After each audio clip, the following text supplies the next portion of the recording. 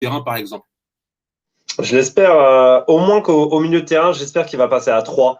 Après, à voir comment il se débrouille, entre guillemets, au niveau de la défense et de l'attaque. Mais au milieu de terrain, j'aimerais le voir passer à 3 milieux de terrain pour justement soulager dans cette tâche défensive Dani Ceballos, en premier lieu, qui est vraiment un joueur porté vers l'avant, qui a besoin d'être le créateur en fait, de cette équipe, que ce soit en numéro 10 ou en numéro 8, mais avec de vraies libertés pour s'exprimer dans son jeu et pas être obligé de faire un travail défensif aussi conséquent qu'il a pu le faire sur le match contre Manchester City. Parce que ça le bride, en fait, tout simplement, Mais et c'est ça. c'est Et pas ça son jeu. l'épuise.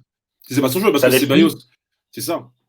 C'est sûr et certain que Thomas Partey peut apporter ce côté défensif et libérer Ceballos et Chaka plus Ceballos. Pour moi, la vraie priorité, c'est de laisser s'exprimer Ceballos C'est en ça, tout c'est ça. premier lieu. Donc, j'aimerais voir Thomas Partey intégrer cette équipe en tant que titulaire et pas remplacer un des deux, en fait, et pour que ça continue à 2 milieux de terrain. J'aimerais vraiment voir un milieu de terrain à 3 et densifier ce milieu de terrain parce que on sent qu'il y a une vraie rupture entre l'attaque et le milieu de terrain sur ce match contre Bien sûr que Manchester City. l'équipe est vraiment coupée en deux en fait. Et le truc c'est que face aux équipes, allez, les équipes de milieu de tableau, les équipes de bas tableau en première ligue, ça peut encore marcher. Ceballos et Chaka peuvent prendre le dessus sur leurs adversaires, sur l'entrejeu adverse. Mais contre des équipes du top 6 comme Tottenham, Manchester, Liverpool, les milieux adverses seront toujours meilleurs en fait que le duo d'Arsenal. Donc je pense que l'arrivée de Thomas Partey peut justement non seulement soulager défensivement cette équipe, mais surtout